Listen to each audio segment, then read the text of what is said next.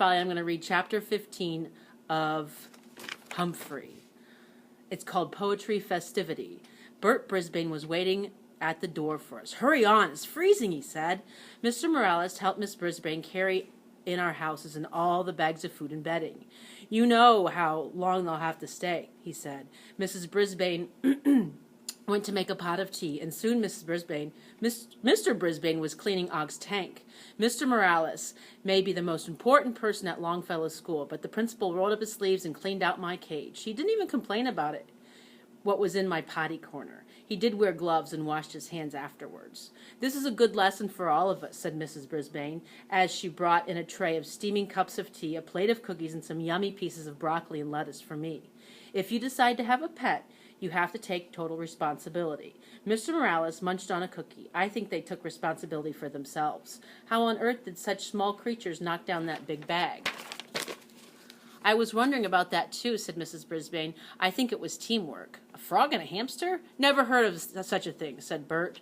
"I sure wish I'd seen those two." He smiled and shook his head. "I always knew that Humphrey was sharp as a tack, but now we know there's a lot going on in Ogg's head too."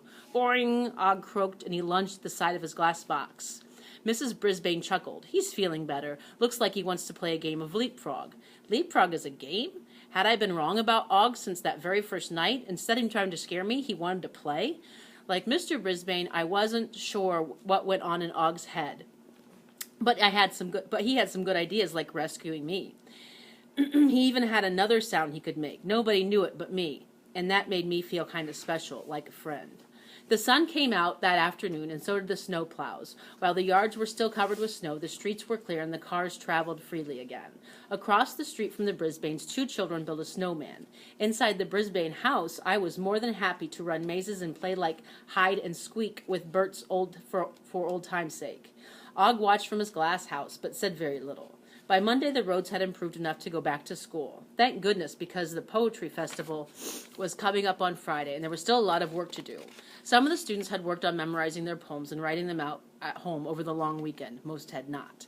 Garth Tugwell had changed poems 3 times. On Monday, he changed again. Mrs. Brisbane sent him to the cloakroom to memorize his new selection. Mrs. Brisbane surprised Kirk by asking for his help. "You've been a lot better lately about knowing when to be funny and when to be quiet," she said. "Now I need your help. We don't want this poetry festival to be too serious, but we want it to be fun. Would you introduce the poems for us?" Kirk's whole face lit up. "Sure. Be sure to make it funny," she told him. By the end of the day on Tuesday, the bulletin board was covered with illustrated poems the students had copied out. Along the edge of the board were cut out pictures of famous poets, from Longfellow to a guy named Shakespeare and a lady named Emily Dickinson. Late in the day on Wednesday, my classmates finished their Valentine boxes. What they did with ordinary cardboard boxes was excellent. Some of them were covered with red hearts, glitter, and pieces of lace. Others were covered with buttons and lots of paint. Gar's had a big dinosaur on the side. Miranda's mailbox had cut-out pictures of her family pasted on it. Her mom, Dad, Abby, Amy, and Ben, and yes, Clem. Tabitha's mailbox had pictures of basketballs, footballs, and soccer balls glued across the outside. Then, surprise, Mandy presented Ogg with a green box of pictures of frogs and insects all over it, and AJ gave me a box covered in golden, furry-looking material. It wasn't real fur, I checked. As nice as that was, I felt sad, because no matter how many Valentines I received, there was no way I could make Valentines for everyone in the class. How could I let them know how much I valued their friendship? I was still feeling low when Aldo arrived Wednesday night. He was in an unusually good mood. "It's a beautiful evening, gentlemen, and I have good news to share with you," he announced as he wheeled in his cart. "I could use some good old news, Aldo," I squeaked back. "Boing," added Ogg. Aldo pulled up a chair next to my cage. Instead of pulling out his lunch, or a treat for me, he pulled out a piece of paper. "Behold, my first grade from college, a test in psychology." I wondered if he was in a class with Natalie, the babysitter. "My grade, as you can plainly see," Aldo held out the paper in my cage, "is an A. Can you believe it, buddies?" There were cheers from Aldo. I squeaked as I hopped on the wheel for a joyful spin. "I haven't shown this to Maria yet. I'm saving it for a Valentine's present. Along with some flowers and candy, of course. I think this grade will be her favorite gift." Aldo leaned back and smiled with satisfaction. Ogg dove into his pool and made a huge splash. I think a little water got on Aldo, but he didn't seem to mind. "Splash away, Ogg, my friend," Aldo said. "It makes a happy sound." Ogg splashed because he was happy? I thought that splashing was irritating. Aldo was getting from ear to ear, almost like a frog. "You see, before you a happy man. There's nothing better in this world than to have someone to share good news, or even bad news with. You see, Maria is my wife, but she's also my best friend. I stopped spinning because I felt a little dizzy. I'd learned a bit about friendship this year by watching my classmates in room 26. They were friends who got really mad, but made up afterwards. They were friends who got stuck together through thick and thin. They were friends who reached out to you even when you didn't think you needed a friend. They were friends who would actually rescue you when you were in trouble. They were new friends, old friends, silver and gold friends. Later that night, I was sorry I'd ever doubted Og was my friend. I hadn't understood that sometimes a frog feels jealous and sometimes he feels splash happy. But he had come through for me when I needed help. So how do you say thank you to a frog? I decided to write a poem. Not just a roses are red, frogs are green poem, but a poem that was really heartfelt. I pulled out my notebook and started to write. The next day was spent rehearsing for the poetry festival and straightening up the room. Boys, those tables can get pretty messy. I didn't pay much attention. I was hunkered down in my sleeping nest, writing my hamster heart out. Friday was Valentine's Day, and everyone is excited. In the morning, the students mailed their Valentine cards in a big box on Mrs. Brisbane's desk. During recess, the teacher sorted out the cards, delivered them, humming happily as she dropped them in the boxes. After recess, the students opened their cards. There was a lot of giggling and even some crunching, since Mrs. Brisbane had also dropped candy hearts in all the mailboxes. Out of the blue, AJ shouted, "Hey, hold on here!" That got everyone's attention. "I got a card from Martin Bean." Seth groaned loudly. "No, listen, he says he's sorry," AJ explained. "I got one too," said Garth. Miranda and Heidi had also gotten an "I'm sorry" card from Marty. "But he's so mean," Mandy blurted. "People can change," said Mrs. Brisbane. "I think it might have been quite difficult for Martin to write those cards, and he gave them to me to deliver. Maybe it's time to give him a second chance." When Mean Bean a second chance... Giving Mean Bean a second chance wouldn't be easy, yet I recalled that once he got started, he was actually pretty nice when he handed out prizes at the birthday party. Maybe all those talk with him had done some good. No wonder he got an A in psychology. "I'll give him a second chance," I exclaimed. Of course it came out, "Squeak, squeak, squeak." "I haven't forgotten you, Humphrey," said Mrs. Brisbane. She came over to help Og and me with our mailboxes. We received cards from all the students in the class. Each one was special, but I remember the one most from Miranda. "Though hamster doesn't have a rhyme, I love you, Humphrey, all the time." She'd figured out how to write a poem with the word hamster in it after all. I had one more card in my mailbox than Og.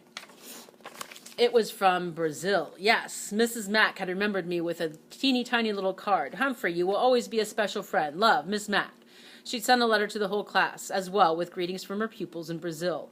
As wonderful it was to receive those cards, I kept one eye on the clock all morning because I had a special mission to accomplish during lunch. A hamster's work is never done. The bell finally rang and the students left, which was good, but Mrs. Brisbane stayed behind, which was bad. She busily rearranged all the chairs into a big half circle, and she picked up scraps of paper off the floor and straightened a few tables. Wasn't this woman going to eat? At last, she glanced up at the clock, picked up her lunch bag, and hurried out of the room. I didn't have much time, so I tore a page out of my notebook, jiggled the lock that doesn't lock, flung open the door, and slid down the leg of the table. Og started boinging in alarm, but I didn't have time to explain. I raced across the floor as fast as my legs would carry me, straight to Mrs. Brisbane's desk. When I got there, I gasped with surprise. My plan was to climb up on her chair and take a giant leap onto the desk. It was dangerous and risky, but sometimes you have to be bold. However, the teacher had ruined everything by moving her chair far, far away from the desk into the circle of the other chairs. Even worse, her desk didn't have legs to climb up. It was a solid block of wood. My big plan was completely spoiled. The clock ticked away. My only choice was to set the piece of paper on the floor near the desk and scramble back to the table. Excuse me. I grabbed onto the cord from the blinds and began to swing back and forth until I got to the top of the table and took a final leap and scurried back to my cage, pulling the door shut behind me. "Boing, boing, boing," croaked Og. "You'll understand soon," I told him. "I hope." After lunch, Mrs. Brisbane returned to the classroom, followed by her other students. The room mothers arrived with punch and cookies. Next, the other parents entered. Everyone was so busy saying hello and admiring the decorations that I lost track of Mrs. Brisbane. I could hear her, though. "Ladies and gentlemen, if you can take your seats, we're ready for the poetry festival to begin." She talked about what we'd been studying and all the hard work we put in. Then she turned the celebration over to Kirk Chen. Kirk was in good form. He introduced each student with a short poem. The rhymes were funny, but they didn't hurt anyone's feelings. For instance, when it was Heidi's turn, Kirk said, "Here's something fun by Heidi Hopper. When it comes to poems, you can't top her." He introduced Tabitha by saying, "Tabitha's new, but boy can she rhyme. I hope she stays a long, long time." And for AJ's poem, he said, "AJ's poem makes him proud, so don't be surprised if he speaks real loud." AJ did, too. I was proud of my classmates as one of them stood in front of the room and recited their poems. Heidi recited a frog poem she wrote, but instead of her smiley poem, Tabitha performed a funny poem about a baseball player named Casey. Saya recited the dove poem, "Pay Attention." Art lost his place in his poem, but he started over again and did fine. If anyone forgot a word, Mrs. Brisbane whispered it so nobody seemed to notice. The parents clapped heartily for each and every poem. I did too. Then my heart sank as Mrs. Brisbane said, "That concludes this year's poetry festival. I hope you had all stay for refreshments." My plan had utterly failed. I glanced over at Og. He was still smiling, but he didn't know what I had planned. But Mrs. Brisbane kept talking. "I have one more poem I'd like to share. I found this scrap of paper on the floor as you arrived. I think it expresses the feelings of the children in this room have for each other, and it's very tiny and a little hard to read, but I'll try. A friend doesn't have to be a work of art, just have a heart. A friend doesn't need to have fur or hair to care. A friend doesn't have a thing to do but like you. A friend doesn't need to say a word to be heard. It's not so hard to be a friend in the end." The room was silent until Heidi's mom started applause with everyone joined in. "There's a scratchy kind of scribbling at the bottom. I can't make out the name," said Mrs. Brisbane. "Mom, or would the pupil who wrote this stand up and like to identify him or herself?" I was standing up all right, and I squeaked at the top of my voice, I wrote it, for Og. It's my Valentine to him." "Sounds like Humphrey knows who wrote it," Mr. Golden joked, and everybody laughed. Everybody except Og. "Boing, boing," he shouted, hopping up and down. At last I'd gotten through to him, and now I knew exactly what he was saying. "You're welcome, Og," I replied. "You're welcome, you green, lumpy, bumpy, hairless, google-eyed, cricket-eating friend. You're entirely welcome."